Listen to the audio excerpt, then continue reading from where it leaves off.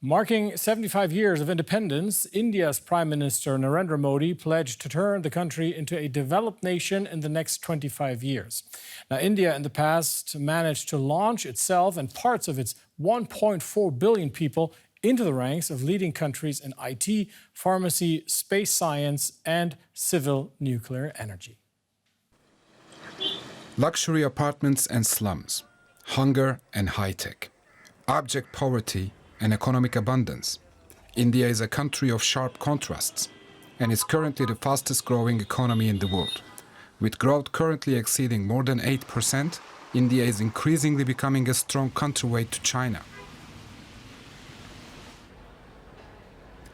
India's gross domestic product has risen sharply in the last 20 years, and it has grown to more than $3 trillion in that period. But despite its economic success, India has lagged behind in many areas. Almost two-thirds of its population live in unspeakable poverty. This was also an issue for Prime Minister Narandra Modi during his election campaign last year. Those who still don't have houses, I assure you, you will have your own houses. This is my dream. When this country celebrates the 75th anniversary of its independence, there will be no poor without a roof over their head. We are working on it.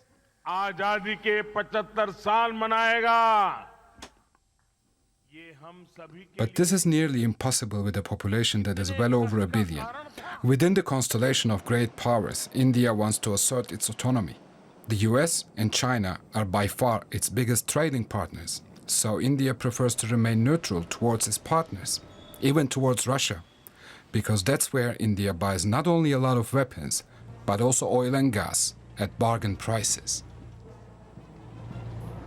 For a closer look at India's economy, 75 years after the country's independence, let's cross over to our correspondent, Charu Kartikeya in Delhi. Charu, despite the Ukraine war, despite the pandemic, India's central bank governor says the country's economy remains an island of stability. Is he right? Well, Chris, a lot of economists would beg to differ with the RBI governor because when RBI governor or even union ministers, when they talk about India being an island of stability, mostly they focus on growth, whereas growth is not really the biggest parameter of the health of the Indian economy.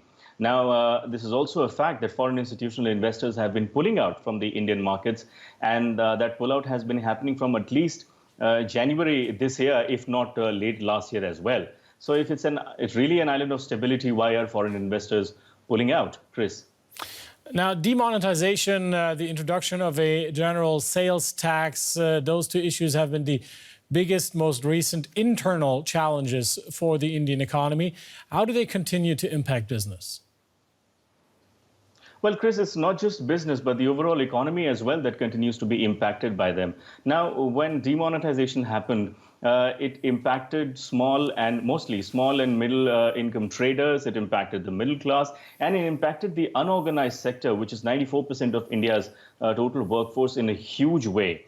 Then GST further created a lot of confusion in the economy. Then after that, the pandemic and the impact of the lockdown, and then now the impact of the Ukraine war. So 4 back-to-back cascading events have been hitting the Indian economy. Millions have been pushed into poverty, incomes have fallen, unemployment is believed to be at a 4-decade high. So the economy is just yet to find the ground that it lost since demonetization, Chris. Now, over the past 75 years, India's economy diversified. The dominance of the agricultural sector dwindled. Services have become much more important. What does India's growth model for the future look like? Well, Chris, it is the services sector that most people bank upon, but then several economists also feel that things have become so unpredictable that it's very hard to say what kind of turn will things change. Now, of course, we know that the Ukraine war is likely to change the shape of economy as well as politics across the world. So India will not be left untouched. It will have long-term impact as well. But then India's own challenges and how does policy overcome those challenges in the next couple of years will determine the future shape of the Indian economy. DW correspondent Charu Kartikeya in Delhi. Charu, as always, thank you.